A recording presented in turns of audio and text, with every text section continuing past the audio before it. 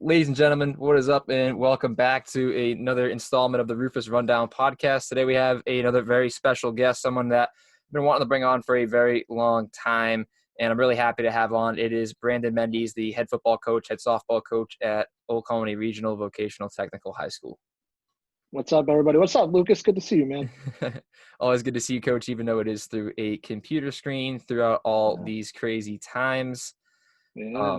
I've stayed in touch with Coach. It's all the way through, obviously high school and everything. Probably one of the most impactful people I've had in my life, so staying in touch with him throughout all this time. He's willing to help me out, whatever I can do to help them out. Even though I kind of dropped the ball this past year with Old Colony, got caught up in school and everything, but still, next year, a lot of potential to do a lot of stuff there, especially between my website and hopefully the coverage that you guys are going to be able to get with the season and everything, because of there's no guarantees with the way the world's looking right now with COVID-19 and everything. You have any word on any of the plans for the following years? Has anything come up like that yet? Yeah, there's a little bit of talk. We follow, the state follows the National Federation of High School guidelines, who rolled out a phased plan like everyone else is. It looks as if things continue to improve. It could be a slow start, but we should have a season. Fingers crossed. And it's really specific to starting with social distancing and limiting numbers of people in areas and use of equipment and things like that. And as the environment or whatever else is going on around us improves, we should be able to lead on more and more. So we still got 3 months before we even step on a field. So if things continue on this trend, we should be in good shape. That's the goal. Yeah, I'm hoping it's the same thing for me with going back to on campus life and everything too. We'd be living on campus for me, when I was, younger and I was going through some stuff, it didn't seem as big of a deal to me, but I did it this past year, and it was probably one of the most enjoyable experiences I've had in my young life, and probably one of the better decisions that I've made. I'm going to be I'm supposed to be living with a bunch of my best friends on campus, and I'm going to be freaking devastated if I'm not able to go back and live on campus in person. It sounds like, I don't know, it sounds selfish, but in a sense it really does do a lot for us in terms of mental health and everything too. I think right now is a tough time for a lot of people that have been laid off, have had addiction problems, any type of mental health issues, domestic violence and suicide numbers and all that stuff is up right now, and people have really been going through it. This pandemic has hit people all in incredibly different ways. And of course, all these events going on now too are incredibly depressing, sad stuff, make you angry, make you sad, all of the above. And it's really tough to deal with it all, especially when you're in isolation. You don't have something to get away from it. You don't for me, football was such a way to get away from it, or school in general, work, just even little things that you don't even realize really do take you away from stuff that is so negative, that really draws away from you, is a parasitic draw to your energy, to your soul power, really. And it takes away from a lot of that. And right now it's incredibly difficult for people to just deal with in these crazy times. Well, I was going to say, don't tell yourself you're being selfish because you want to, experience your sophomore year of college on campus. Junior year of college, yeah. Wow. Second year on. See, I'm already forgetting, man. No, don't think you're being selfish because you want to experience that. That's an experience that you get once in a lifetime. You got to take every advantage of it. So, I mean, you're not out making other people feel bad about it, but you should want that. Second of all, to your point, whew, I mean, everyone's feeling this in different ways. It's impacted everyone in some way or another, and everyone reacts differently at different times. Like you said, things like mental health and domestic abuse and addiction are at the forefront now, due to we don't necessarily always have healthy outlets or healthy avenues, and it really comes down to are we able to manage that in ourselves or in each other, and how do we do it? So to be able to have an outlet or to get through this in a way is extremely difficult for everybody, especially when you have some other difficult situations going on. So completely with your point there. Yeah, that's what it's one of the things that I had mentioned in my vlog too, is that I have this as an outlet. This has been a godsend for me. I've been pumping out content like crazy, and like not only do I enjoy the growth of it and everything like that, obviously, I mean, when I set out with this, like my goal was never to, obviously like everybody has like big and lofty goals, but my goal with creating this YouTube was never to be this guy to hit like 20 million subscribers and be like the richest YouTuber ever. I mean, you can't like, you can't go out there and set that goal, because you're just really, and if something like that happens, it happens. That's outstanding. I'm never going to turn that down, but that's Right. so far away in such a lofty goal to set yourself up for nothing but disappointment in all reality. You drive yourself really insane trying to reach a goal like that. But for me, like I really just wanted to begin to build something up, something that was, you know, it'd be worth keeping going. It'd be something that I enjoy. And also too, would set me up for something that is really like its own little, let's just say resume. It's its own resume in itself. So even if it never really takes off, I'd have something to show for myself. If I was ever to go to apply to a Neston or go to apply to a WEI, do the other candidates have this? But for what it's been for me right now is not only has it been successful, it's been incredibly enjoyable for me. And it's been my release from a lot of the other stuff.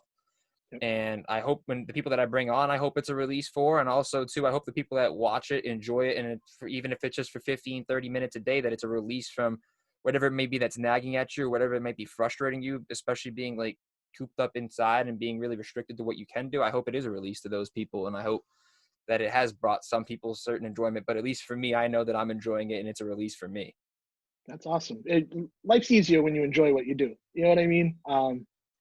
I look at myself, man, I miss coaching. I love going to school every day and working with kids and working with my peers. I mean, I work in one of the best environments going, between the students and the staff. It's just a great place to be. So, life's easier when you enjoy what you're doing. So to have something you're passionate about and, something to grow, and like you said, go with the flow, man. You take what comes with you, and if it, takes off or continues to grow, God, take advantage of it. And if it stays where it is or things fall off, you have something you built that was your own, and that's something to be proud of. And I love it, man. I absolutely love it. That's why we support you, and we support each other in it. That's what we're here for. Yeah, I mean, it was like I said, like we talked about it yesterday at lengths, is that you guys are able to build incredible young men, incredible young women with like coaching and softball. You guys are really able to put at the front of everything that the message you're trying to get off is making solid, respectable human beings, individuals.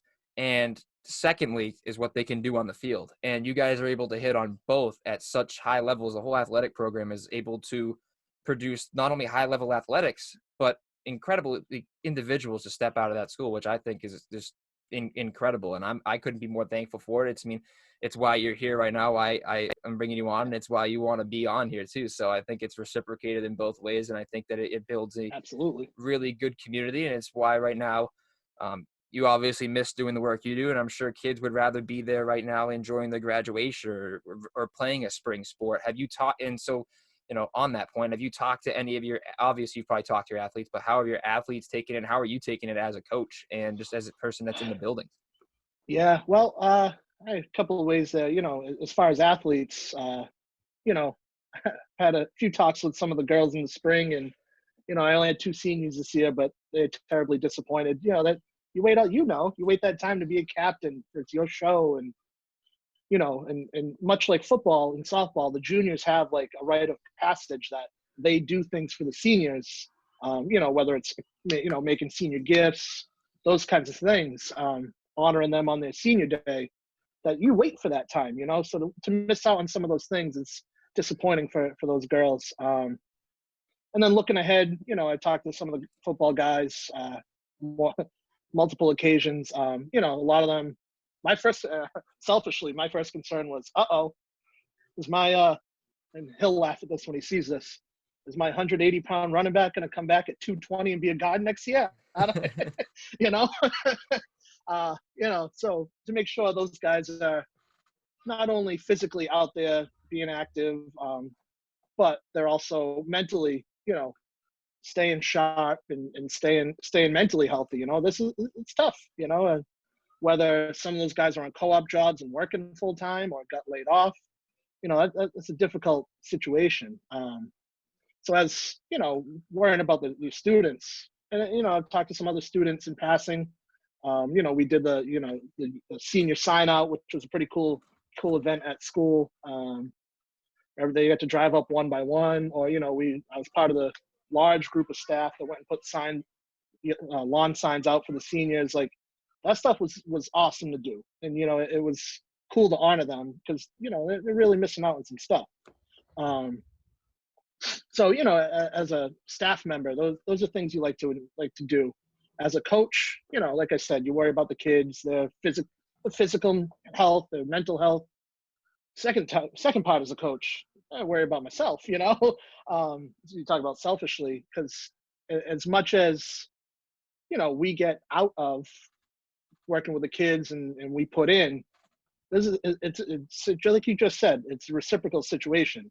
I get as much out of the daily conversations with kids on and off the field, just the hellos, passing by my office and waving, the inside jokes, the relationships, like those things are tough to lose right now, and that's difficult for me because that's what I thrive on. That's what I enjoy, is that kind of relationship. And, it's not always all about coaching and success on the field. It's about mentoring. It's about, just a smile passing by somebody goes a long way. And for both of us, for me to give one and to receive one, so to not have those interactions is difficult on a day-to-day basis. And I truly do miss that.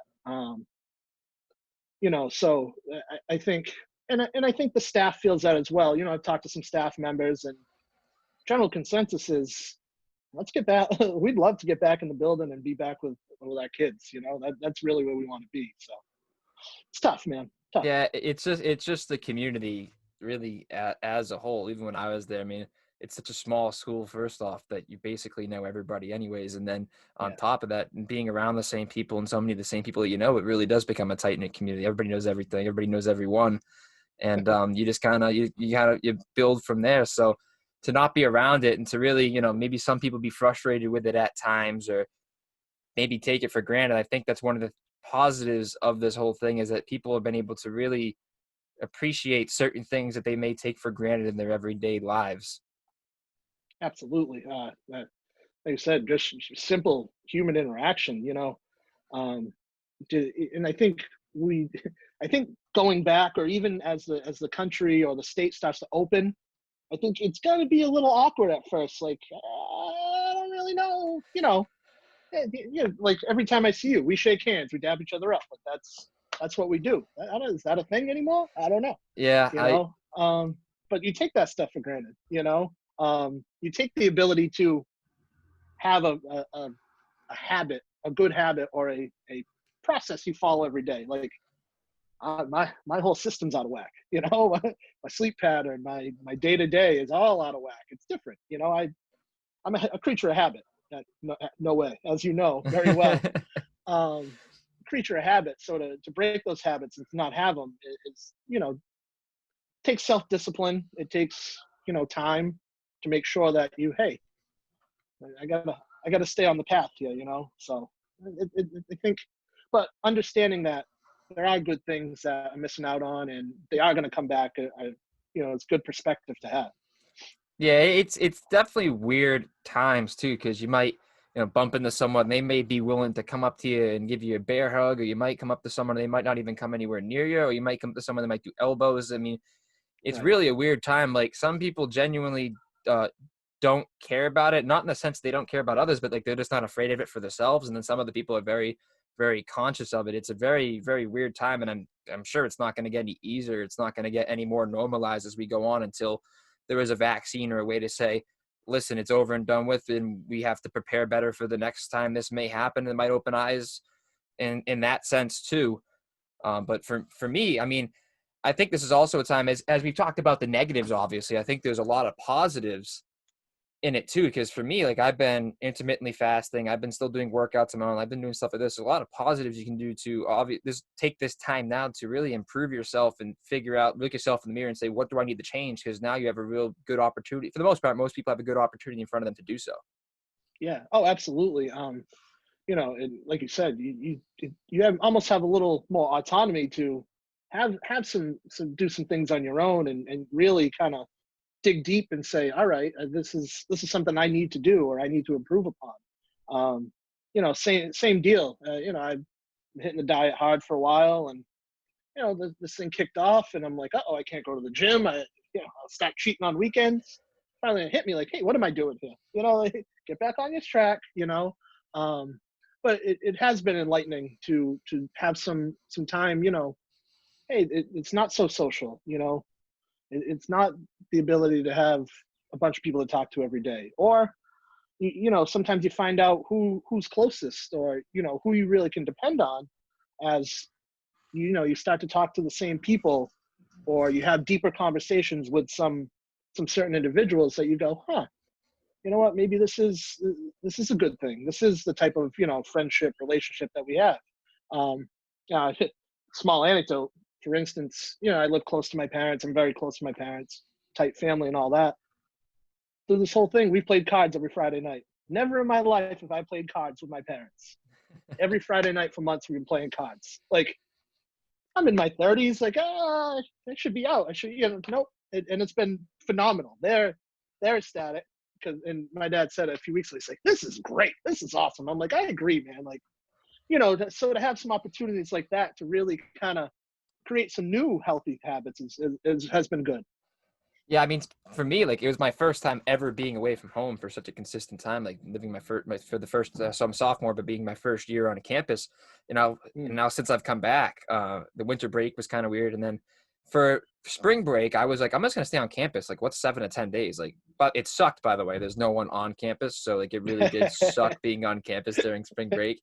Didn't think down through. I was like, am I really going to move all my, like, not all my stuff, but I'm really going to do like even move 1 or 2 bins. Like, I was that lazy. Like, I'm 5 minutes from work. Like, what's 7 to 10 Right. days? And then like COVID popped off, and things changed, and I had to move everything out of there, and I was home for good now. But like ever since I've been away from my family for such an extended period of time, and now I spend every single day with my sister, my mom, and my pup. And my dad comes home from his job because he stayed essential personnel, and Yep. just it's different. I think it's really been productive for us as a family. I think first of all, like just last summer we got the puppy. The puppy's probably been one of the better things my family's had. And then on Nice. top of that, we've been really together throughout this whole entire experience. Really been vocal, being able to talk to each other and stuff every day. So, not everybody has that type of healthy relationship. And even if you don't, this might Mm. be a time to change that. And if you do, it allows you to have another outlet, another way to, be able to release and stay, mentally sane and really focused on what you want to do. Like, and like you were saying too, that this solo time, don't look at all of it as a negative. Don't sit in isolation and just be upset. Don't be pissed off at the world. In a sense, what can you do to, help yourself? Is there anything you can do to help other people during this crazy time? Like, this really is an opportunity to grow. I think as entire communities can grow, because tough times make really call on tough people to do bigger and better things. And I think as much of the negative stuff's been pushed in the news, there's also that positive stuff too. Oh, absolutely. Well, I've been shoving it down your throat for years that adversity is, it's not what it is. It's how you respond to it. So, like you said, to be able to make some positives out of it is huge. Absolutely huge. So I always talk to you about like being an administrator, being a coach. What has it been like being a parent, especially being a parent of a kid that's like going through that age, like those tween Mm. years of going from the Yeah. transition of being naive to world events and such to going to now kind of understanding more of his surroundings and everything like that? I mean, Little League and stuff too, there's no guarantees of that. And I know Dylan plays Little League too. So what's it been like having to be a parent through this time? Yeah. He's 12. He's finishing up sixth grade, which it's crazy time to begin with. It's a interesting time in a parent and child relationship life. We get along great, and his mom and I get along well, and everything's fine. Um, for academically, it's been interesting for him. He signs in at 8 in the morning, and he's done till 11 and 11:30, and that's what you got to do. Um, Sometimes he'll come out, hey dad, can you help me with this? And sometimes the answer is, what do you use your resources? You ask me a question that's right in front of you. I don't know if he always gets that answer at school. I think I broke some lazy habits of his, but again, you know that we don't do all that. You got to reuse all your resources first. Um, so academically, I've been satisfied. He's still working hard. Um, but as far as bringing society to the forefront in a 12-year-old's mind, we've had some interesting conversations. He's a smart kid and he's insightful. He's actually probably more insightful than me sometimes. We've had some interesting conversations about how this impacts the world, and how it impacts him. When it's first popped off, I said, "Hey, are you nervous? Are you worried?" No. Cool, good. All right, that's a good place to start. Um, we kind of talked about, like, now what? I feel bad. The weekend that this all happened, he had plans to go to his boy's house, and like 5 or 6 of them were supposed to go down and play basketball, and they poor kid lost the CYO championship because of it, and like that bummed him out. And I'm like, well, you got to understand, you got to take care of people first before your selfish things take over. And he understood. But it's funny to hear the way he views society and how this works. And at first it was, wow, this is crazy, blah, blah, blah, blah. We watched some of the news conferences together. And we finally got to a point was like, this is chaos. Like, everyone's just out of their minds. I'm like, yep, you're absolutely right. Like, some things are blown up. Some people get it. Some people don't. And so for him to recognize that and really, be able to see some of that stuff has been pretty good for me. And we had some conversations about how this affects the long term. I mean, I use the example with him. I was in college during 9/11. Prior to that, and I use the example of getting on an airplane. Prior to that, show your boarding pass, show your ID. There you go. You're on the plane. Nobody cared. You know what I mean? There was no. Now, like, that blew his mind. He's like, wait a minute, you didn't have to go through the fan. And nope. There was nobody. It wasn't a thing. Nobody worried about what you were doing. Nope. And that just became a new norm. So, to make him understand, like, hey, this is going to create new norms. We don't know what they are yet, but life as we know it. Sorry about that. Life as you know it will be different from here on out. And he's been pretty good with it. Now he's to the point that he just wants to see his friends. Yeah. It's like, all right, I prefer to be in school. I prefer to be with my friends. Like, there's only so much yelling at Xbox I can listen to him do in the afternoons. Get outside, shoot a basketball. Let's go play catch, swing a bat. So it's getting to that point, a little stir crazy point with them, which I don't blame him. And as far as Little League, shoot, we're waiting on the next phase from the governor. If the next phase passes, there can be some practices with some, social distancing in place, and things like that. We're not really sure what that looks like yet. Doesn't appear that there'll be games anytime within the next month. However, just to get on the field will be exciting. I mentioned it to him the other day. I said, hey, I just got an email from the league, that they're trying to have a season. He shot up, his eyes lit up. So the kid's ready. He's ready to get on the field. And ever since then, he's every day, hey, let's go swing the bat. Let's get the tee out. Let's play catch. Can I pitch? It's 12 years old. It's the last year in Little League. He's got to be the man, It is a big year, that 12-year-old year. Well, it's huge, man. So, he's ready for that. And I'm really, for these kids, I'm really hoping that it continues on the way it does. Yeah, I think right before, like, a lot of this popped off, before, like, all the restrictions went into place and everything, it was me, Jake Ashworth, Colton Fitzsimmons, Jake Mayer, my buddy Andrew DeMello. We all went down to, it was either white field or blue field. We had a wood bat. We had an L screen, and we had a bucket of baseballs, and we had a home run derby. Yeah, been there, done that. So, but that was right before everything went down. I mean, I literally had the stuff in the back of my truck from school. My truck was entirely packed up with all the stuff that I had just moved out of my dorm. And I literally stopped there on the way home from moving out of my dorm room. So that's where we were at that point when we did it. And I'm like, looking back on it, that's like, or just like even like little things, even like socially distanced, like fires and stuff like that, where you're only hanging out with like 3 or 4 people, just like genuinely stopping by and just seeing people from your car, how much that means, like, at least to me now, like, I appreciate it so much. And Yeah. I really hope Little League and all that stuff gets a start because, like, obviously I'd like to be around for it. I mean, just to watch or something, just to have like something to do, but obviously being around too, because coaching that year was fun for me. I mean, I got caught up in work and everything last year, but the year that I coached, I enjoyed it so much.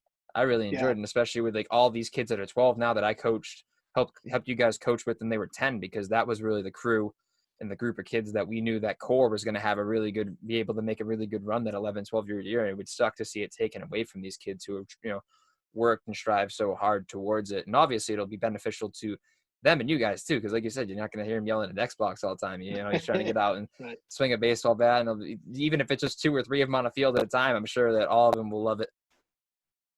Oh yeah. But by the way, that's an awesome crew of kids and athletes you played home run derby with. I would have loved to watch that. I love those guys. Those are good dudes. But anyways, yeah, like you said, even if it's a couple guys at a time, couple kids at a time. I mean, same deal here. We've had a couple friends where we'll sit. I got a friend who has a fire pit in his yard, and he's got chairs marked off 6 feet apart, and we do our thing. And it's only a couple of us, and but it means more once you sit back and look at it. Like, wow, this is stuff we would have done taken for granted before, or I would have blown off saying, maybe I don't feel like going out tonight.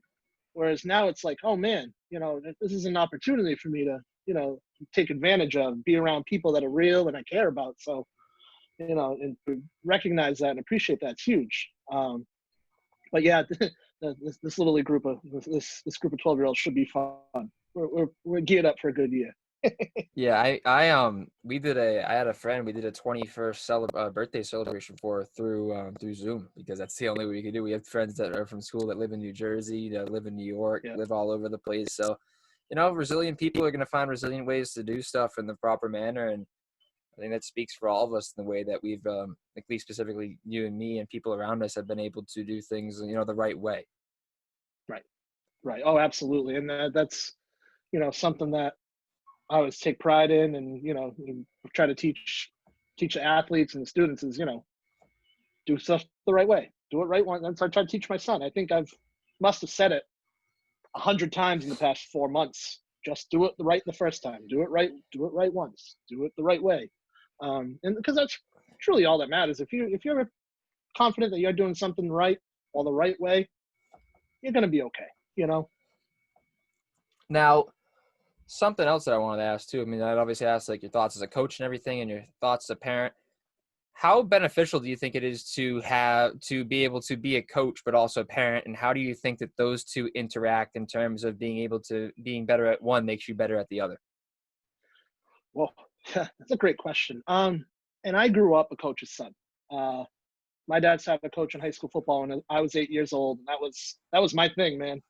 I was water boy until I went to high school. Like that was my thing.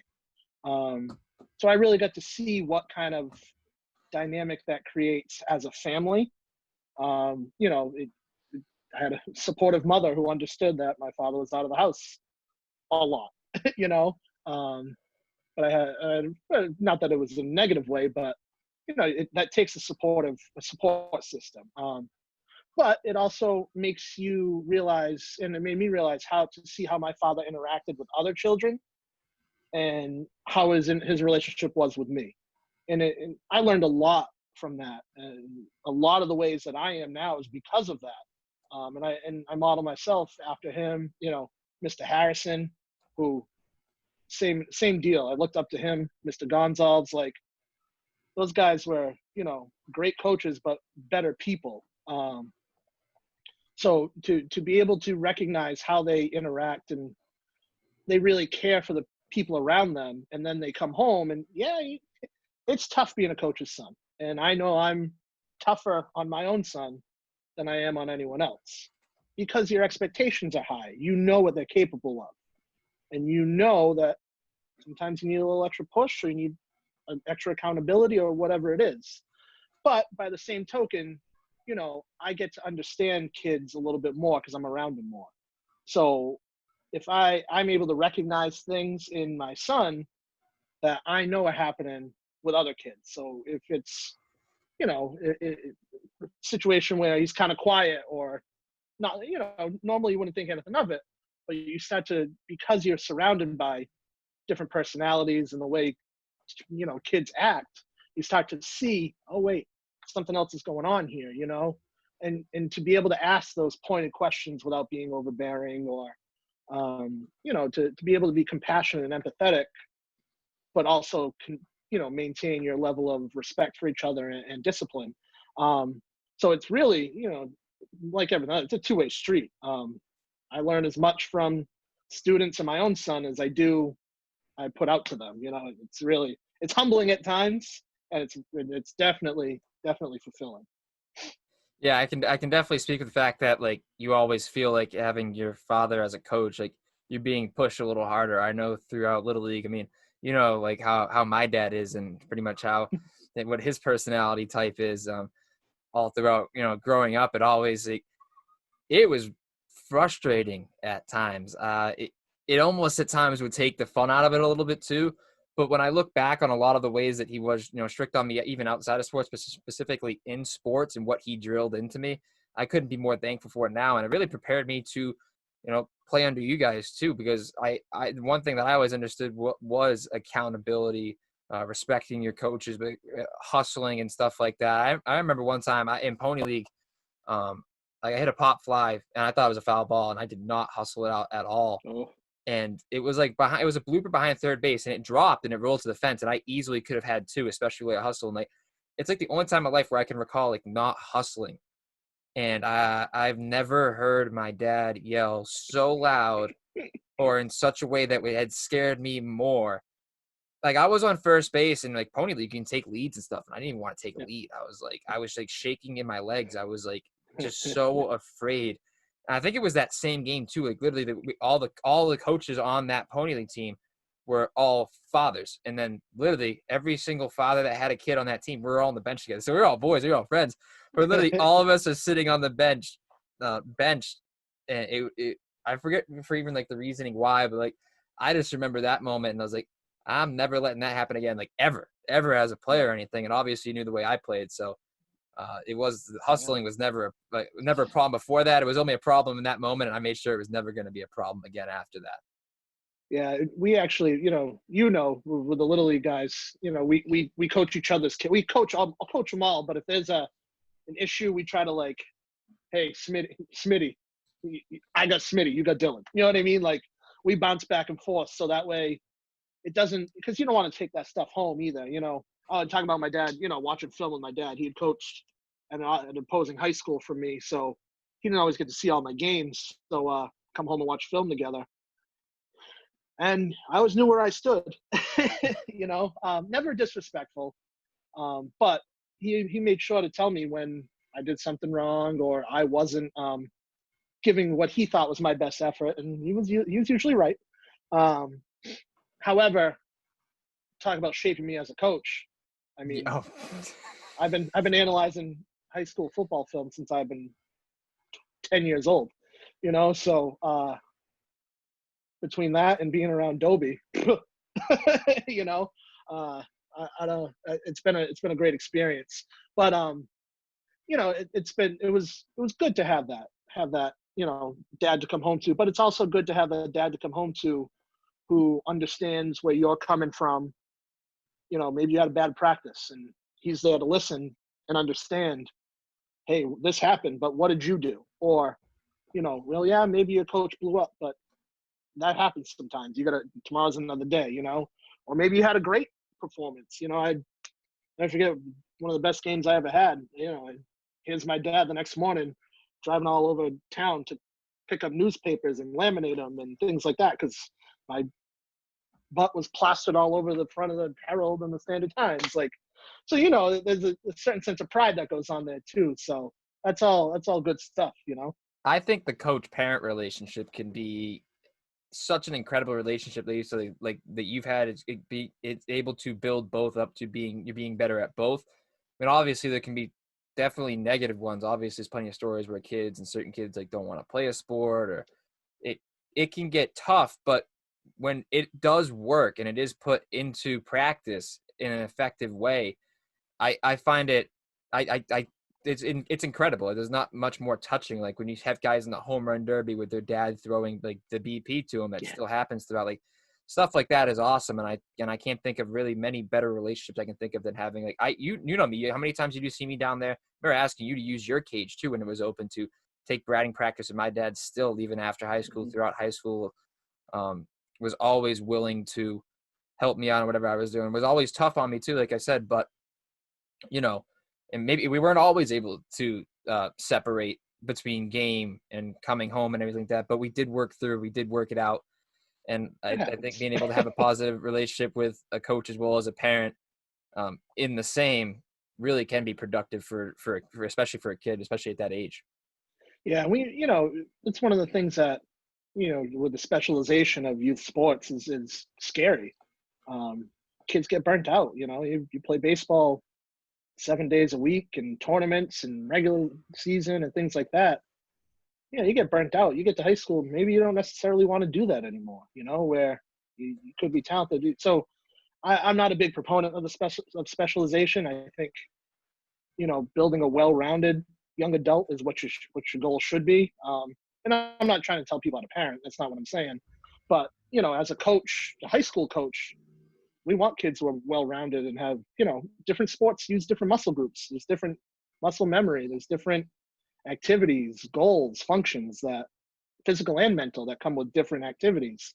And it doesn't always have to be athletic too. Not that martial arts isn't athletic, but it is. It's tremendously athletic, but it's a different discipline. It's a different, you know what I mean? Like those types of things, we as high school coaches look at and go, oh yeah, we want that. We don't necessarily want the kid who's burnt out all the time, and that's a legit concern.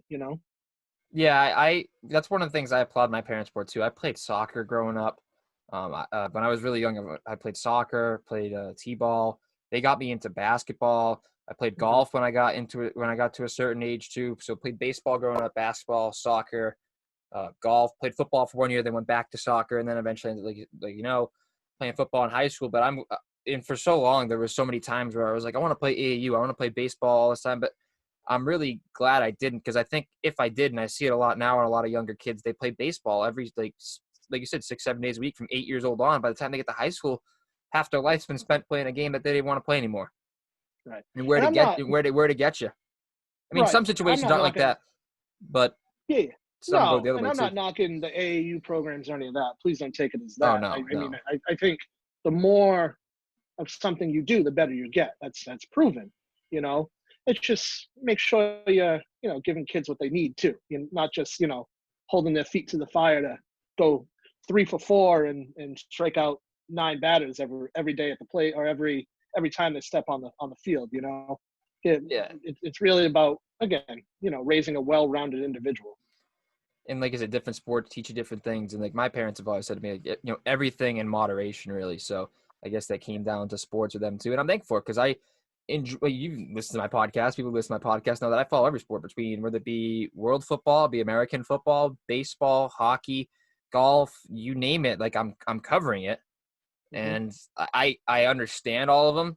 I mean, I understood football down to a T, and I only played it for so many years, but I was so into it. Baseball, I understand. I've played it my whole life, followed it my whole life. All these sports, really, I'm just able to break down to a fundamental standpoint because I have a genuine passion for them, and because I was introduced to them at a young age. Yeah, absolutely. And there's nothing better than that, to really be passionate about something and to understand it and be able to, pursue it in a way. That's fantastic. And then, so you had mentioned the film. Now, watching the film, how do you think? I mean, I've sat in some of these film sessions. Obviously, how do you think? Like, I was definitely in agreement with being you're probably being tough. Do you think that rubbed off on your coaching style as well, with a lot of you guys in that film room being? I mean, obviously, you guys want the best out of us, but like, do you think that you pulled some of the styles from your dad as you did with relaying the film and what you thought of it to us and to your players as a coach? Very clearly, you always know where you stand. Uh, I'm going to tell you when you do something good, and I'm going to tell you when you have an opportunity to improve. Um, and when I think that you're giving extraordinary effort, you'll know. And when I think you're giving less than maximum effort, you'll also know that. I mean, and we've been very clear. Sometimes physically you're just outmatched. And sometimes it's an effort thing. Sometimes it's mentality. But I absolutely grew up in a film room with coaches and high school kids, and I did some of that in college. So there's definitely a way of communicating that I'm very familiar with, that I've carried over.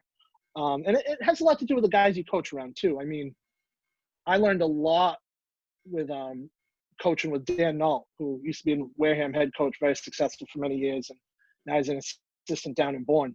I credit a lot of my style to him, in terms of like how I manage the team and how I look at film and opportunity, because he was a genius, absolute genius. And so having the background I had, and then to be able to work with a guy like that, I mean, he knew everything, which was great. I learned so much from him. And then for me, it was a humbling experience, because he was asking me for my thoughts and my analysis. And I went, oh, wow, this is pretty cool. I'm my infantile stages of coaching, and this guy is, a whiz. And to be able to be around him and learn from a guy like that was a phenomenal experience. Yeah, it's definitely one of my goals to get into coaching as well. To I coach living stuff, but waiting for that 4 years to be able to try and get back to OC in any way that I can to coach there as well too. But on that note, what got you into coaching? How did you get into coaching at not only OC but just in general, like throughout your career? Yeah, well, so I went to a Catholic high school, and we had to do a Christian service project every year. We had to volunteer, mine was I coached Pop Warner. I played a couple of years of Pop Warner before I moved on, and couldn't play my last year before high school because, that weight limit thing got me. But, I went back, and I had a great relationship with my coaches, who really, really helped mold me as a young person. And I learned a lot, good and bad, because times were different back then. There were some things that, necessarily were said and done during those practices that you can't do now. But I knew, through high school and when I went away to college, that was something I was passionate about and very interested in. And, I got out of college, and, I took a job in retail management and retail for years. And my dad always told me, and like I said, I grew up as my role models as high school coaches, my father, Mr. Harrison, Mr. Gonzalez, like, those were the guys I was around. Like, that's what I wanted to do, So, my dad told me for years, I had this, retail job and all that you should teach and coach. You should teach and coach. You'll love it. You'll love it. Yeah, Dad. The money's too good. Blah, blah, blah, blah, blah. Well, take a career change. Things happen. And I take a job substituting at Old Colony, basically because of Mr. Harrison. And, I was there for a couple months, couple days a week, and freshman baseball opened up for the spring. And actually, Coach Gilbo at the time said, "Hey, Mendez, talk to Trahan. Freshman baseball's open. He's looking for somebody." And I went down to Matt's office, and he said, "Yep, give me a letter." And I had a ball coaching freshman baseball. That was 2011. Absolute ball. It was tremendous. Freshman baseball at OC is its own animal, because you're off on Dexter Lane, and Yeah, it's a different experience in its own. yeah, it was a great time. I had a great group of kids. We had a ball. And I knew then. I remember coming home after my first game. I got shellacked. I got beat by New Bedford Voc, like, by quite a bit, because their freshman program was a little bit different than ours. I think that's how it pretty much went for everybody except the varsity, and even times at Yeah. varsity. Well, I happened to be the year that the freshman class was like Jake Pringle. Those guys went straight up. Oh, straight up. I had 6 kids that didn't play freshmen that were, so, which, hey, that's how it works. The best got to be the best, and that's how it works. Your job as a sub-varsity coach is to support the varsity and to make, to produce. So, yeah, it's not that the was win, it's fine, the but, build at that point. Yeah. But I remember going home after that game. I called my father, and I said, "Oh, this is for me. This is what I'm supposed to be doing." I knew that day. I got run ruled in a freaking freshman baseball game. Didn't matter. I knew I knew that day. So then it was, actively search for football coaching jobs because I knew this was the avenue I was going to pursue. I knew football was where I wanted to be. Unfortunately, OC had a full staff at the time, and it actually happened that Bishop Conley had a job posted on the MIA website. And same thing, I went to Trahan and I said, hey, you know anybody over at Conley? They got a assistant coaching job open. Picked up the phone on the spot, called the AD and head football coach at the time, Frank Sherman, who's Mike Sherman from the NFL's brother, which is pretty cool. Called him up. He said, yep, send him in for an interview tomorrow. And before 15 minutes into that interview, I was offered the job. Frank Sherman was great. Great place to work for a year. Loved it. Had a ball. Learned a lot. Learned a lot of offense. Connecticut, that comes from Frank Sherman. I know you know what I'm talking about. Yeah, I know what you're talking about. But and to have that, first experience in a varsity football program, and we weren't very good, but the kids were awesome. Oh no. What is going on here? There we go. Hold on, Ryan. Oh, my phone came unplugged. I'm sorry, Lucas. Hang on. No, you're good. There you go. My phone's like 20%. How? I'm like, apparently I pulled on the plug. My bad. You're good. All right, back at it. But the kids at Conley were awesome. They had to work hard because half the team had to drive from Westport every day. It was a co-op. So we had a lot of fun, good hard-nosed kids. We had a good time there. And at the same time, as that year finished up, JV softball became available at Old Colony. The same deal. I went to Trey and I said, hey, what's the deal with this? He's like, yeah, try it out. Same deal. First few practices, I fell in love. It was awesome. It's just a different vibe, It was a lot of fun. I had been playing, I call it old man softball, but been playing old man softball already. We played the moderate pitch and all that. So I knew the rules. I clearly the theory's not very much different than baseball. It's National League baseball, essentially. It's small ball. So I took that, and I actually happened to get a full-time job working in Wareham at the time, and I got lucky. Wareham had a freshman football job open up, and I applied, and Dan took me in, and I was at Wareham for 4 years, I believe, and I mean, talk about culture shock for me. It was just a different place, but it was great. I got to see so many different things. I actually was working in a therapeutic day school as part of Wareham High School, which was a great experience for me too. Talk about seeing kids of perseverance and learning patience and things like that. So I had a good experience in my years in Wareham. I coached Coach Darren Fernandez, unbelievable athlete. I got to coach a bunch of phenomenal athletes. Cody and Austin Stama, who both have been phenomenal at Mass Maritime.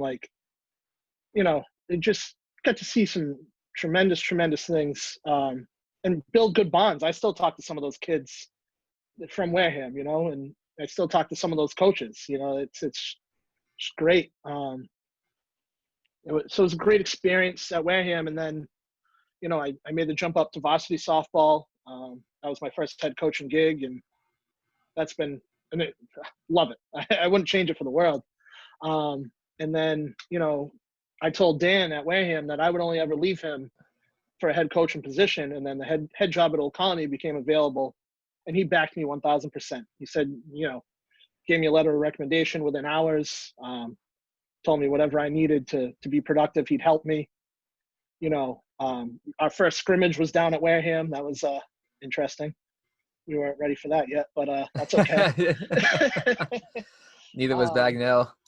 Oh, no one was. But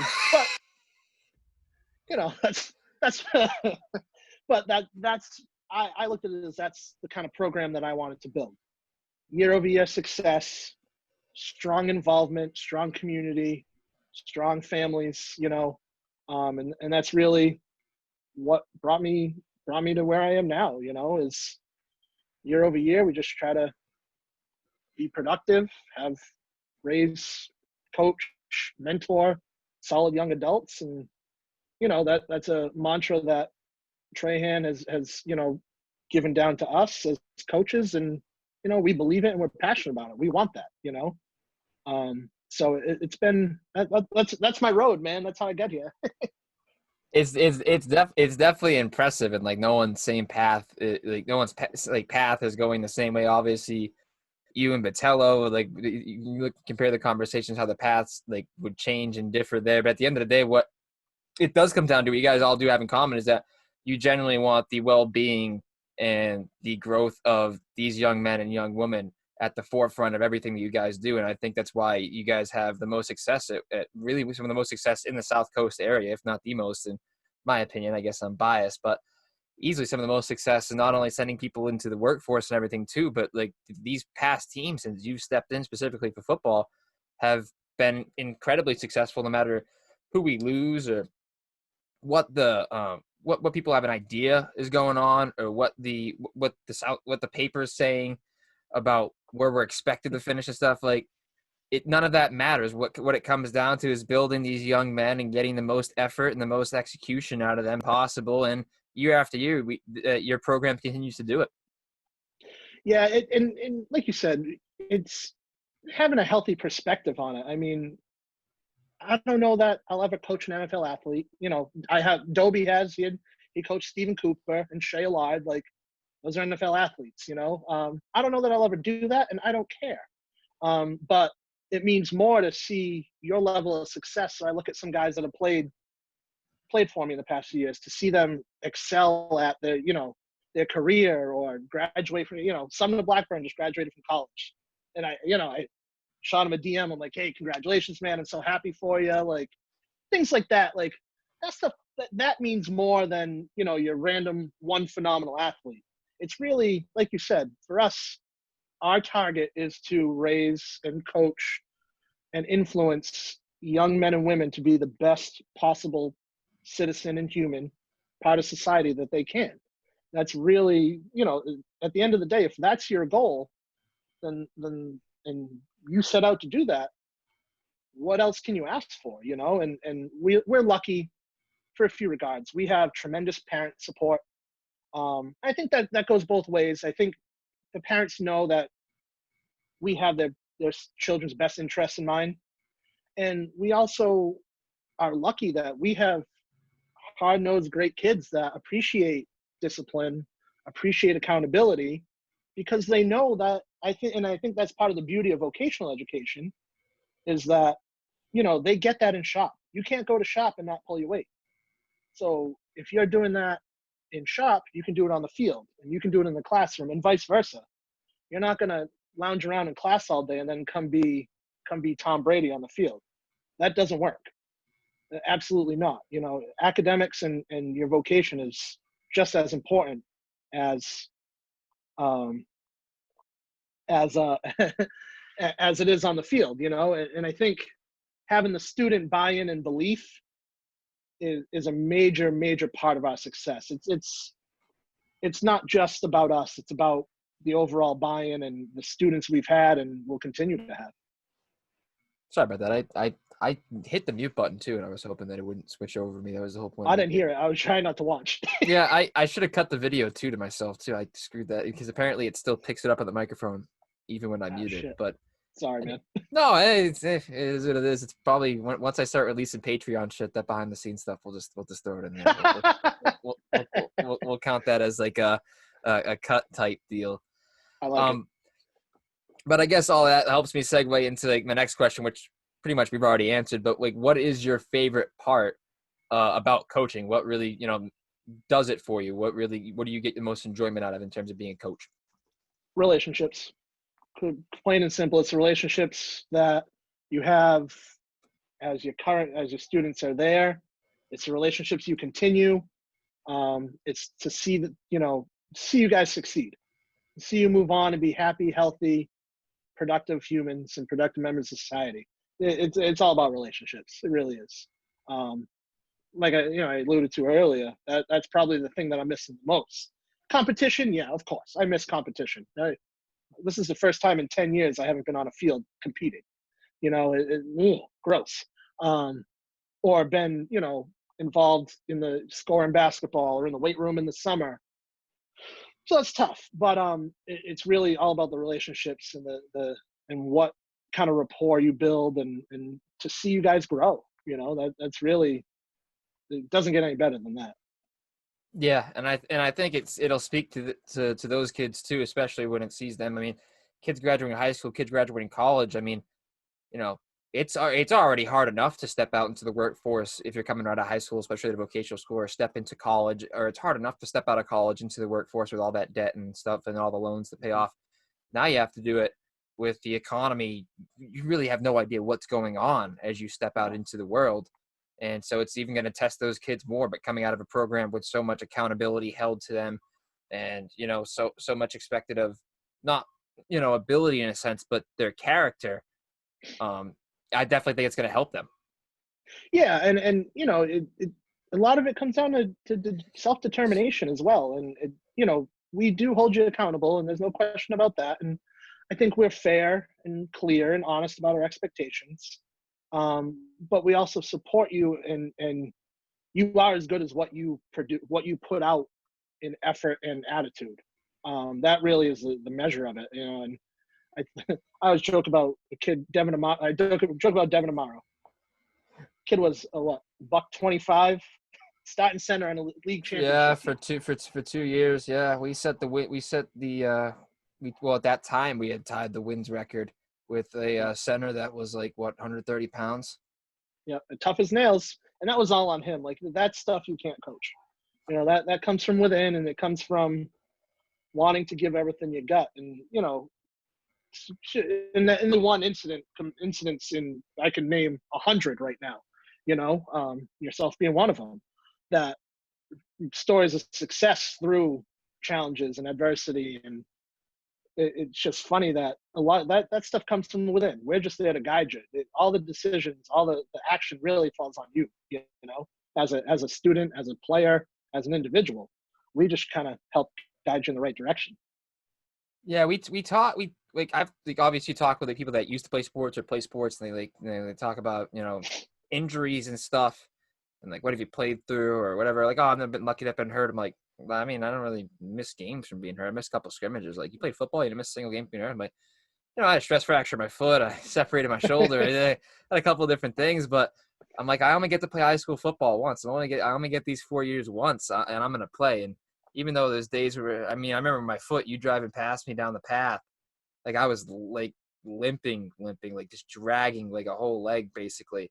You're like, dude, you're all right. And I'm like, yeah, coach, good to go. Like, literally, like, just no weight on my left foot at all. I had to reteach myself how to cut. Not that I was cutting much anyways, because athleticism and such. But Head in the hole, Lucas. Head in the hole. but it I just, I don't know. I felt like myself, I was obviously driven for, like, with myself, but also too for the fact, like, I remember my biggest fear with it was that, like, I get hurt, if they have to replace me for even a play because I'm hurt, there goes my spot. Now, Yeah, we stick Ronnie in there. We're fine.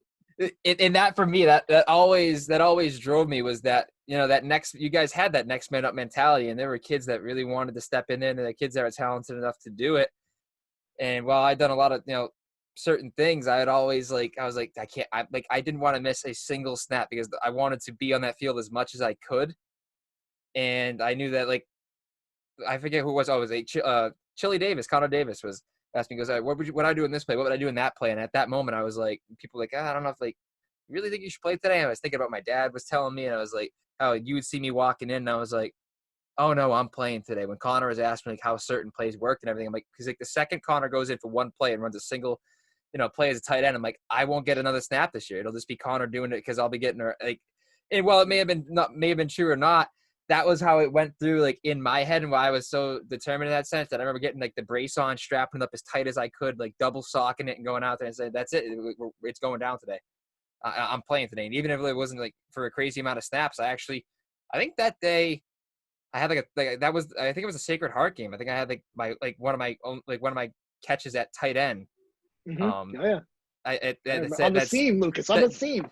Like, Yeah. which was cool for me. Like, I was like, I went full speed, like, broke out of the stance and everything like that, and just was so rewarding from having played through that injury and having, like, that passion to play, but also, like, that passion was built out the fact that I didn't want to let my teammates down, but I didn't want to let myself down either. So it was a self-respect thing, but also too, like I knew that the standards that were set around me that I had to produce, and I wanted to step into that role. Yeah, and that's tough. As a coach, that's tough to manage because you have your players who don't want to come off the field, but you obviously have to do what's best for them and the team. And we're lucky to have Charlene, who is so cooperative and works so well with us. We get along great 95% of the time. As long as she doesn't tell me I can't practice because of the heat or any of that. I'm just kidding.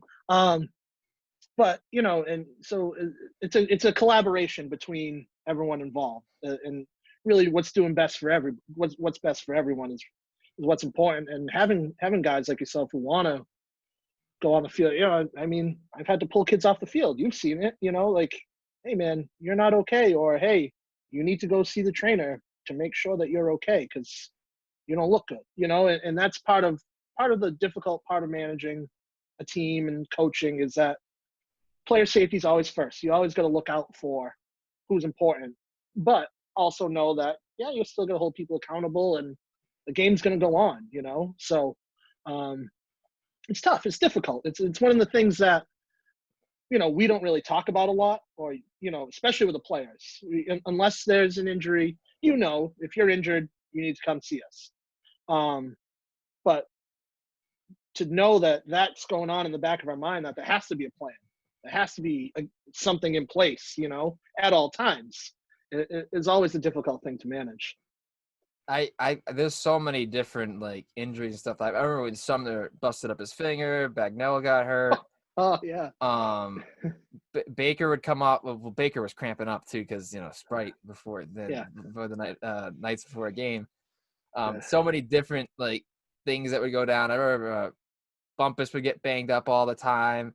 I remember Jared had his whole injury thing happen. I mean, there were so many different like for as small as a team as you have to work with, like still so many adversities with injuries to players that really do contribute a lot. I mean, I know Peter's shoulder, Nate Davis dealt with some stuff. I mean, both my junior and senior year, where I was playing both sides of the ball, I remember my knee was like a huge question mark going into it, and then I would get hurt further into the season too. I had the foot my sophomore year, my junior year banged up my knee, my senior year banged up my knee, and then banged up my shoulder too.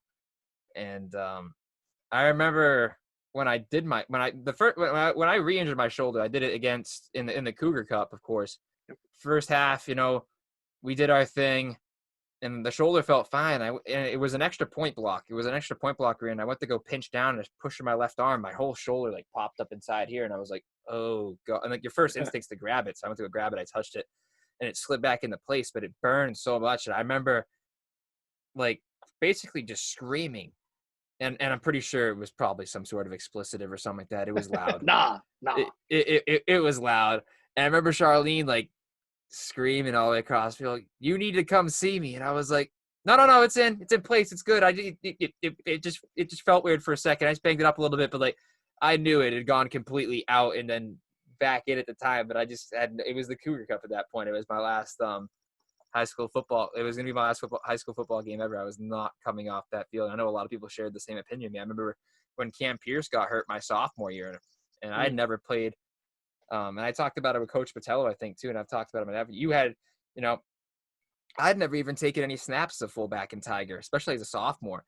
And I remember you calling me over on the sideline and just saying, on power you kick, on ISO you take this guy, and on trap you do this. Can you do that? Yes, sir. Yes, coach.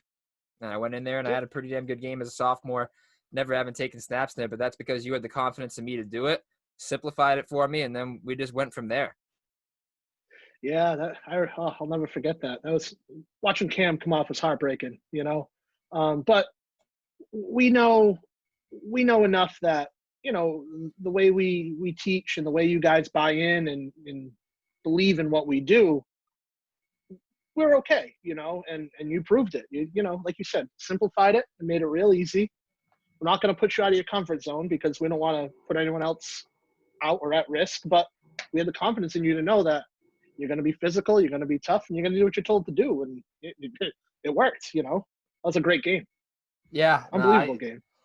it was looking back on it for me too. It was just so in the moment. Like, it was just so play by play for me. I was so lucky. I mean, my dad my whole life had always told me baseball, whatever it was, to, slow the game down, slow the game down. That's in the way that you told me what to do in those certain plays, exactly what I did. Just kick this guy. Just do, like, it was so, everything happened so fast. But when I stepped out there, the game's just, athletes just are able to slow, you hope slow it down. And for me, I was just able to slow it down to that. And I did that for, the rest of my career, the same principle. I mean, I understood what everybody else was doing on those plays too. I really started to not oversimplify, but know what I was doing. Everybody else was doing more or less, because there were certain plays. I remember I would tell, fullbacks behind me and stuff, or whoever was playing around me, like, you don't, even if it's calling for a kick out, you don't always have to kick a guy out. If he's already sealed inside, don't make it hard on yourself. It's impossible to kick him out. Just seal him down to the inside and let the guard, figure that out. Just make sure there's a hole there. If there's an opening there, I remember I figured some stuff out for that on my own. I was like, I would tell him, listen, I might not always kick this guy. I might not always do this. I remember on certain ISO plays, if they gave like a certain like 3 or 4 front, I'd have to take a different linebacker just because of where Ronnie was lined up. So me and Ronnie would have to communicate that. And we would flat out just tell him, I have this guy. Because it doesn't matter if you know he's coming for you, but if we can block him, physically just, outmatch him, that's what we're going to do. And I think that was beneficial to me. And I think that's something that you guys are able to preach too, is with the simplification of it. A lot of people understand not only what they're doing, but a lot of what everybody else around them is doing. Yeah, and that's something that, we take a certain amount of pride in, is being able to apply, you know, basics and make things, because at the end of the day, we do some complex stuff. You guys just don't realize it. But we try to make it as easy as possible for you so you can understand it and you can execute it. Because if I can tell you all the things in the world, but if you can't execute them, it's not worth it.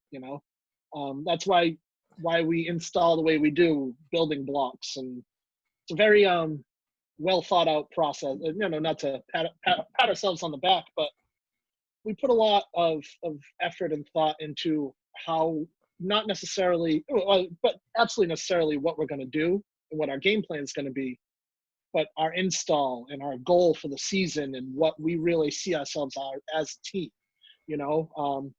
Play to your strengths. Like, look at last year's team. Who would have thought that we'd go too tight double wing almost exclusively and rush for 4,000 yards? Hey, that's but experienced offensive line who was pretty decent size, who could move. You had a couple little backs. You had a tremendous leader as a quarterback who wasn't afraid to get in there and get dirty. And you had some backs who could run the ball, be physical, and block. And that's, if you look at an offense, double wing's the name of the game there. Is it going to look like that this year? I don't know. I'd be lying if I said it would be exclusively the same, but there's a lot that goes into that. And I joke all the time, it's easier to coach offense than it is defense, because offense is as simple as if this, then that. Defense, you're on the fly, you're on your own. You got to be able to adjust at the drop of a dime. So I always joke, and I tell those guys, it's easier to coach offense. I haven't made, whereas defensively, there's a lot more you got to do on the fly. So. And I don't think personally for me, there were 2 better people that I could learn from specifically, like exclusively. Like, obviously, every coach had an impact on me on that staff, Yeah. but I don't think there's any 2 people that could have had more of a positive impact on me, not as a player, but just mentally understanding the game of football, than you and Dobie. I mean, I got to learn from you on offense, simple at everything, had total faith in me at fullback, and being able to, you having played that position specifically and doing a lot of the things that, I was able to do. You're very specific to, you were 3-point stance fullback and everything, but a lot of what I did and a lot of what you wanted out of me were able to explain to me, I'm sure, was stuff that you had done and really enjoyed doing throughout your playing career and into coaching as well. And then obviously Dobie, a lot of his sayings and everything, you get a kick out of, but like, I think I really tried to be as much of a sponge as I could around Dobie, whether I was playing or even now when I go back to those practices. I really understood at the point, it just clicked with me, like guard reading. And once I could read the guard, it was just so easy for me. I mean, I wasn't the fastest kid out there, but I was able to make it to a lot of plays at the line of scrimmage or within a couple of yards, because Dobie had just drilled it into my head so much how to make those reads, and we had so much practice doing it. And it just clicked with me. It just vibed me in the sense that I could not be more grateful for the way that you guys were able to get points across to me and, just change the way I looked at the game. I appreciate that. That means a lot. You're spot on. Being able to coach the position that you played or you understand the best is it's nice. It's fulfilling. And then as far as with Coach Franklin, you as much as me, I try to soak up everything that man says because I'm convinced he's going to coach forever, anyways. But God willing, you know, I, he's a unbelievable technical coach and an even better coach with the kids and executor on the field. I mean, the amount of stuff I've learned from him and I continue to learn is tremendous. And honestly, he's made me such a better coach battling it with him in practice. Like him coaching Scout D versus my O is tremendous because we're out there to beat each other. There's nothing better than hearing him say, he got us, when it's in practice. I don't want to hear that in the game. Things go bad when that happens in the game.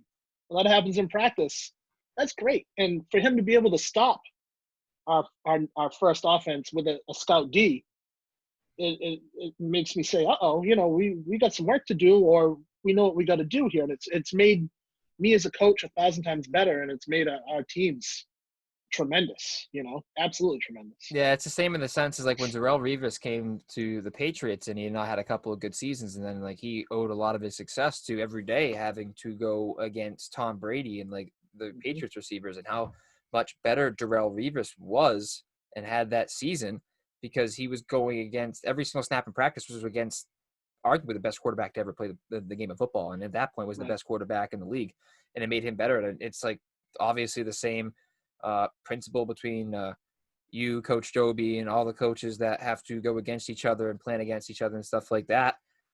And also, too, most of the scout team are younger kids and kids that may not be seeing a lot of one snaps because most of the kids that are the ones play both ways. They're getting to, whether it's their system or not, get basically pretty much live reps under the coaches that they're going to have for the next couple of years. It's not like there's separate teams and separate coaches where you have strict JV coaches and strict freshman coaches like other programs. For 4 years, you're pretty much work outside of like some of the freshmen and even freshmen work up with other coaches. You're still you're guaranteed 3 years with the same coaches and no change. And that's part of the beauty of working with the guys that I do. The kids in that Scout D has been one of the best things that's happened to us. Because they're learning the game, they're learning the physicality, the theory, the technique.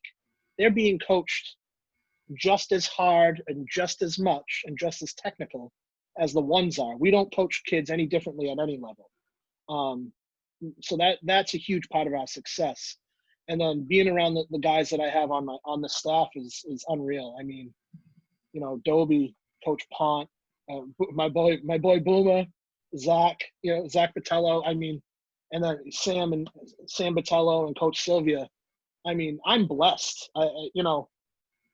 It's tough for me to take a lot of the accolades because that's not really my style. But then, to be around those guys and, we're as much a tight-knit group of friends as anything else too. And to sit in an office and have the conversations and to be out in the field and crack the jokes and have the fun. I'm just blessed to be around coaches and gentlemen that share the same mission that I do. We all have the same belief. We have different coaching styles. We all have different personalities, but we all have the same belief and the same mission is to make successful young adults. And that really, for me as a head coach and the leader of the program, is makes my life easy. There's no nonsense. There's no arguments. Do we disagree or do we sit and talk? And, I'm not shy to say things when I mean them. And that doesn't just go down to you guys. But to know I'm with great guys who understand kids, understand football, and are on the same mission as me and want the same things, it doesn't get any better than that. And I think these coaches that I'm around have been, and guys who've been with me in the past. And Trahan, does it get any better than to have your boss on staff with you? When it's the type of relationship that we have, maybe not, but him and I have always got along great, and we have a great relationship. So to have situations like that. I've been blessed to have the same coaches, the same ideas, and really be on the same mission. There's no egos on our staff. We really believe in each other and believe in what we're doing. Yeah, each year you see like all the sports, they'll have such a good year, and then you can see in the paper that the expectation is not that high for Old Colony. And I just can't help but shake my head because ever since Matt Trahan's been there as the athletic director, the community that he's installed, they don't really see everything firsthand that we see. It's such a family. It's such a strong together community that plays with a chip on its shoulder for that reason, and is known from the coaching staff down that they should play with a chip on their shoulder for stuff like that. I remember the SmackDown Hotel my sophomore year. How many snaps did I play as a sophomore? And then they put in the Fall River Herald or whatever it was, Diamond 20, Old Colony nothing. Both schools have good culinary departments. I mean, Jesus Christ, I'm a junior. I'm going to be a junior in college. That was my sophomore year of high school, and I can remember the art. I mean, not that there are that many words to go by and remember, but I still remember all that stuff. And for me, like I enjoyed it so much. I still have the card like you wrote for me my senior year from my graduation, everything. I have the note from you. I remember when we played Randolph my senior year, and I came back from the shoulder injury that game, which I definitely wasn't ready to come back from. So I don't know how to bang it up more now when we were talking about that one. But I remember Coach Franklin telling my dad coming over and shaking the coach's hands or whatever. And then just I hear over here Coach Franklin say, he goes, I don't care how busted up he is. I don't care if he's playing on one leg. We're better when he's on the field. And Yep. For me, as pissed off as I was, I remember I was so angry after the game with the way that I played because I didn't think I played up to the level I could have. And really, I was out there playing with a separated shoulder. Probably not on my brightest decisions, but it was what it was. And I remember being just so upset with the way that I played in that game. And the game that we won, which was totally different from the result in the last game that I had missed and that we had not won. And it was not close. It was ugly. I remember seeing Paul Ashley get thrown like an absolute ragdoll and getting up, and like love Paul Ashley. Yeah, absolutely. I wish I could tell the story, like some of the practice stories on this podcast, but just I remember Paul Ashley getting like thrown like basically pretty much 5 to 10 yards, and like just getting up, like getting right back up. But I felt so bad because I wanted to be out there. Like those are like, even if it wasn't like for me to change the scoreline, I knew physically there were times, even like when I was a junior and stuff, that I was never going to be out physical or let my brothers get out physical. And I felt so bad in that sense. But like I said, that's the community that you guys were able to build. Yeah, that's what it's all about. That's what memories are made of. That's why you play the game. You play to have fun. You play to learn. You play to get something out of it. Wins are a byproduct of really being part of a good family and a good program. And we take a lot of pride in that as an athletic department. Not to speak for the whole department, but I know as a whole we take a lot of pride in what we do and the results we get and the young men and women that we produce and we work with every day. That's really what we're all about.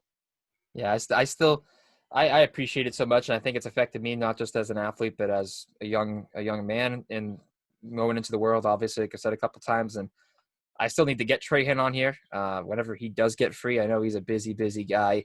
I still need to be in contact with him. I need to bring him on soon enough. I'll tell him I had fun. Once I tell him I had fun, he'll be all in. Yeah, you and Batello have both had good times on this, and yeah. So I guess Absolutely. just the last question I'll have for you before we kind of we close it all out.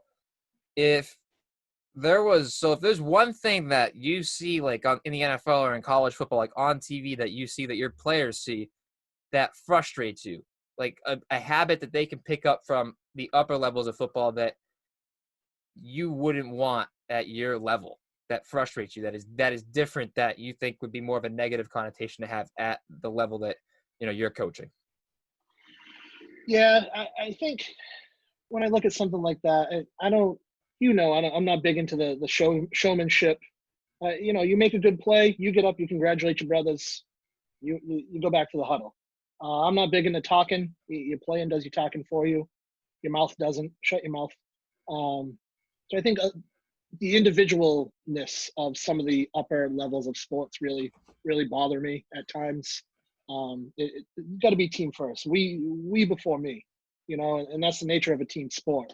So, like I said, I think for me, making it an individual thing or about you as an individual is really the one negative that bothers me. That we can't have at our level at all. We won't be productive, and it won't be a good atmosphere.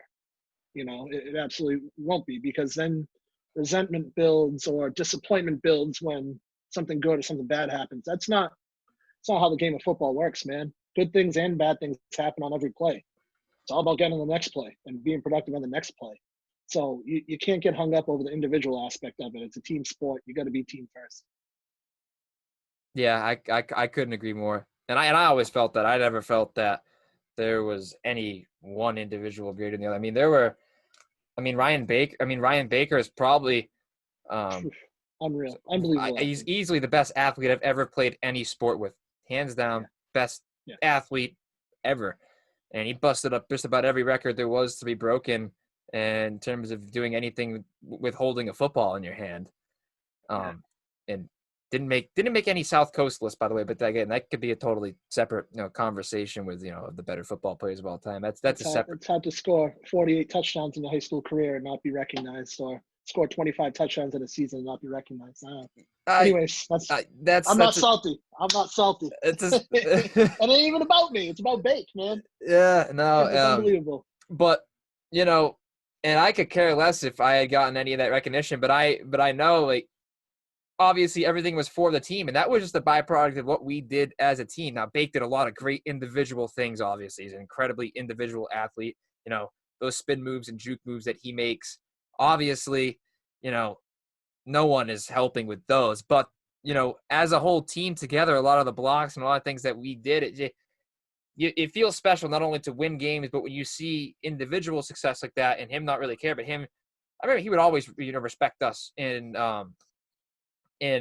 interviews and such. Bake was one of the most respectful kids that I've been around that had that much talent. I remember coming Yeah. into school, a lot of people, there was such a bad stigma around him, and I never saw any of what people had told me, and I only chalked that up to jealousy. They weren't as good as Ryan Baker, and Baker was not only that much better than them, Yep. but was just had that humbleness to him that he knew he was that good in a sense, but he wouldn't show it. He was never out around dancing and celebrating or anything. It was just, what can I do the next snap? And he was And always appreciative of what the entire team did around him. and that's a respect thing. You show Ryan respect, and he respected you back, and that's the kind of culture we have as a team. And, one of my things about Baker, and what a lot of people didn't see, Saturday mornings, me, I'm a little crazy. I'm there hours and hours. Baker was there before I did.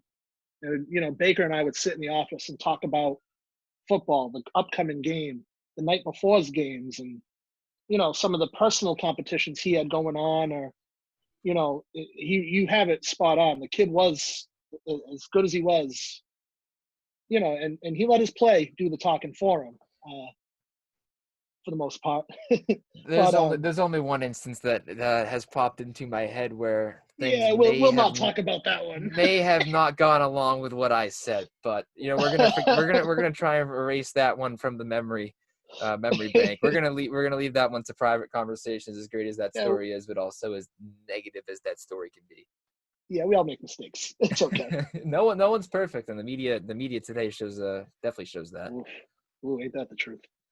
Um, but yeah, like I said, that just goes to show you the type of culture that we have between the athletes, the coaches, the staff, and the type of kids that come into Old Colony. Man, it's the school is the way it is because of the people there, and I don't just mean the staff; I mean the students too. It's a great place with great kids, and we're blessed and lucky to be there. Yeah, that pretty much wraps it up for me. But just like for the closing thoughts, I mean, obviously, with if one player's doing it and he's respected for doing so, you guys appreciated him, he reciprocated that respect back. It builds. More and more people get on board with it. The younger kids see it, and now it creates this machine. It creates this system that allows it. You don't have to break through as much. You don't have to. The message is already in place. You don't have to break through with a new message to these kids. They already know what the expectation is. They already know what level they're expected to be at and what it's going to take and how much it's going to take and how much more they need to get to that level. What's it going to take? They already know what those expectations are coming in because that system's been in place.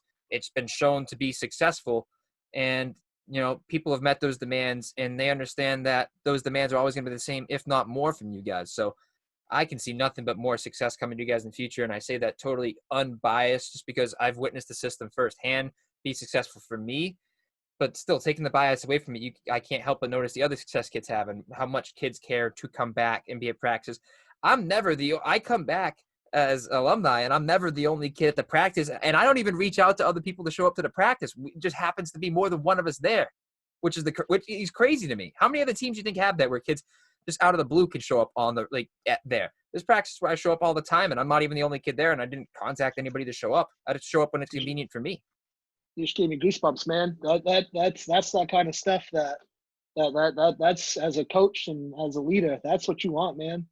You want buy-in, you want investment, you want people who care, and that's we love that. We love to see you guys come back, and that's like the night before Thanksgiving thing when we do the alumni, or the night before homecoming when we do the alumni practice, and a bunch of people come and we have the night practice and all that. Like, that stuff, like that to me is like, that's huge, and like you said, I love double sessions rolling around, and every practice someone new's coming up the path, or you know what I mean? Like, that's good stuff. And for years of alumni, like that's good stuff, and that's you love that stuff, man. As a coach, as someone who is trying to do the best they can, that's how you're doing something right. That's reinforcement right there, And that's why it still frustrates me so much to see, like, you go look at the preseason power rankings or whatever, and you guys are up there. I'm like, I had to shake my head because they're not there to see what we see, to see what I see, to see what other people see.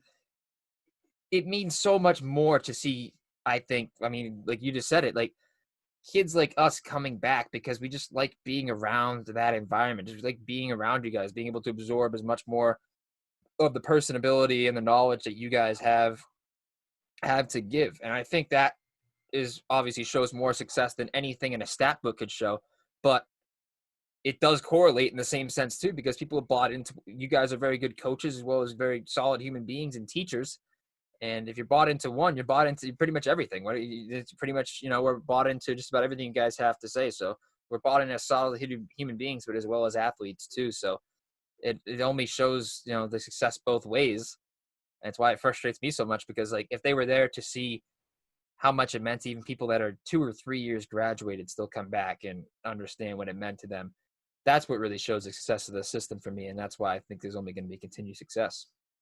Yeah. And I appreciate that more than you know. And, and the media is tough. They have a job to do, and they've done right by us for the past few years. Like, we've gotten more coverage than we ever have before, which is greatly appreciated, because as athletes, you deserve that as much as anyone else. So, we're really happy with that. And, to be able to really, your success isn't measured by print. Your success isn't measured where you're ranked on the local stage. We'll never be able to play with New Bedford High. That's not what we are. But to be mentioned in the, to sit next to their coach at Otto Graham and talk with him and talk football and talk with him. And he's a great guy. We've built a relationship for the past few years. Just, things like that. It just be in the same conversation with guys like that is huge. But that's not the measure of success. Measure of success is, what kind of young men and women we produce and we turn off into the world, because that's really what high school athletics is all about. It's about preparing young adults to go into the world. If winning's a byproduct, and relationships are the key. Totally agree, and I don't think there's any better place to really end that off on. Definitely clipping that. Definitely going to be put out there for that's what I especially like about these podcasts and everything. There's so much good stuff that you can listen to in a big thing, but there's so many good little clips that I can get out there too of such productive conversation. So, Coach, I just want to take this time to thank you for coming on. This will not be the last time you're going to be coming on Hell for yeah. sure. Awesome. I'm hoping, like I said, I want to do better coverage of the team and stuff next year. I do want to be more involved with that. And I think with the more consistent content I've been putting out, the more comfortable I am with all this stuff, it's going to be a lot easier for me to do it. And then, of course, you know, you coming on to write for me too. I guess it's a good time to announce that. With you coming on, I gotta get into that this weekend. I gotta start looking into it. to doing I'm like excited. whether it just be you analyzing wing T and what your thoughts on it are, whatever. I'll let you guys. I'll let the audience. I'll let the viewers. I'll let the readers. You know, see what you have in mind. But I think what we went over was perfect. I think it's going to be really fun. I think it's going to be really productive and good for both sides. You know, and I'm really excited for it. I'm as happy you're on. I'm excited to be able to get this out there.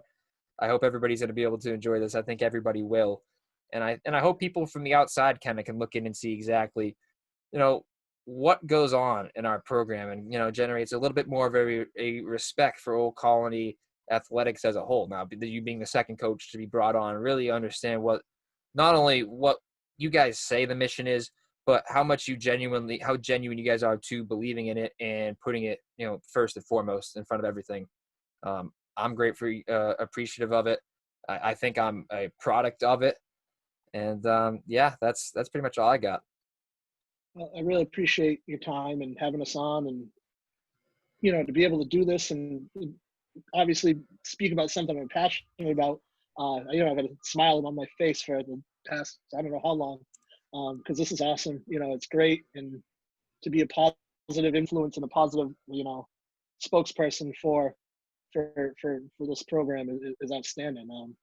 You know, really looking forward to getting into a little bit of writing, and hopefully we can throw some good content out there. And I really appreciate the opportunity, man. It means a lot, and I'm really, really happy to see you successful. Yeah, no doubt. The subscribers have been going up like crazy and stuff too. So, you know, obviously it'll be more expansion for you to get your thoughts out there.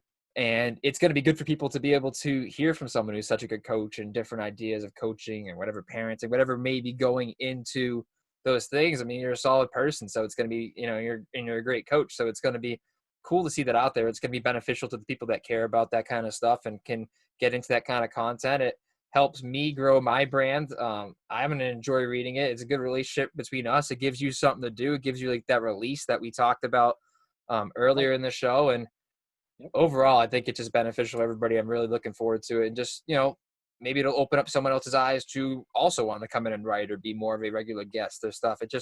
It opens up so many avenues. And I think it's also positive and such a positive community that I'm really trying to build with this.